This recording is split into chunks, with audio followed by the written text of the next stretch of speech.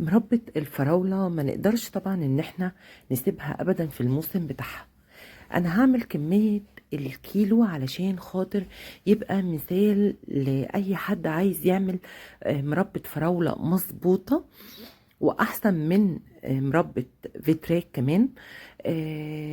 هعمل مثال كيلو واحد. هيعجبك جدا جدا وهتبقى تقيلة، زي ما احلى من اللي بتتباع كمان. بس اوعوا تنسوني لايك واشتراك في القناة علشان تشجعوني وتدعموني.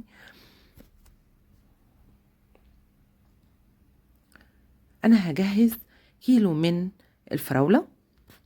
طبعا اغسلها كويس جدا وانتي بتشتريها تحاولي ان انتي ما تجيبيش فيها حاجات بايظه كتير. تكوني كده صاحيه كده للبياع، لان طبعا بيبقوا مدخلين الوحش في الحلو. هتغسليها كويس جدا وتقطعي العنقود الاخضر اللي فيها، وبعد كده هنوزنها كيلو صافي. يعني هي كيلو بعد الغسل وبعد ما تشيلي الحته الخضراء اللي فيها، الورقه الخضراء اللي بتبقى فوق دي، الورده بتاعتها تشيليها وبعد كده وتغسليها. اهو صافي، انا وزنتها كيلو. وبعد كده هبدا ان انا اجيب بقى الحله بتاعتي اللي انا هشتغل فيها، واقطع الراس اللي بره اللي فوق دي، البدايه بتاعت الفراولايه، واقطع الفراولايه زي ما انت عايزه. انا بحبها متقطعه نصين فقط، انت عايزه تقطعيها اكتر من كده قطعيها. بعدين هنجيب السكر. الكيلو الفراوله عليه نص كيلو سكر. كيلو الفراوله عليه نص كيلو سكر بالظبط وبالميزان. طبعا كيلو السكر بيبقى 4 كوبايات شاي، اللي هي كوباية الشاي بتاعة المطبخ العادية دي 4 كوبايات ونص. يبقى نص كيلو سكر لو ما عندكيش ميزان هو عبارة عن 2 كيلو وربع من كوباية الشاي بتاعتك. وهتحطيه وتسيبي الفراولة محطوطة في السكر بتاعها، يا ريت تبقى ليلة كاملة في التلاجة، أو على الأقل ساعتين.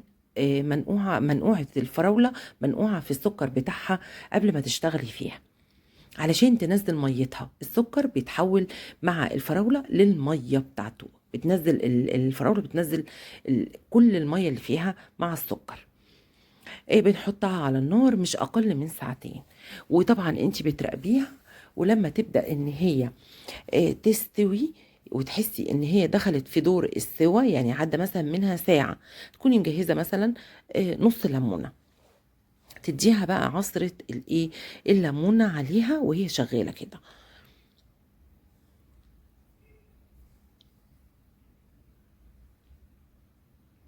طبعا الفاكهة دايما بنحب نعمل المربى في الموسم بتاعها.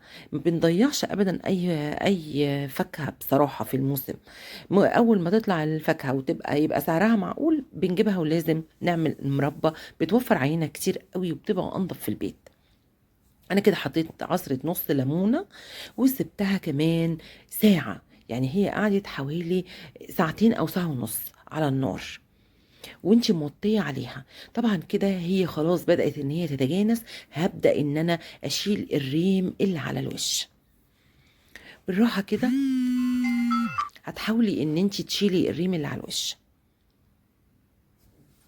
وهتلاقي في نفس الوقت هتمسكي العصير بتاعها كده، هتلاقيه ان هو تقل. عصير السائل بتاعها كده هتلاقيه ان هو تقل، بقى عامل تقيل زي الشربات. يبقى انتي في اللحظه دي هي استوت منك خلاص. عايزه بقى تقليها شويه، مش عايزه فيها الشربات بتاعها ده يكون كتير. انا بحبها تتماسك شويه، على حسب انت هتستعمليها لايه. يعني ممكن تستعمليها للسندوتشات تاخديها على كده. انا مثلا احب احطها على مثلا الحلويات، على الباستافلورا بتاع، بتقلها شويه وتسيبيها تبرد، وتكوني منضفه البرطمانات بتاعتك، منشفاها كويس جدا ومعقماها على النار. وبعد كده هتحطيها بعد ما تبرد، هتحطيها في البرطمانات بتاعتك.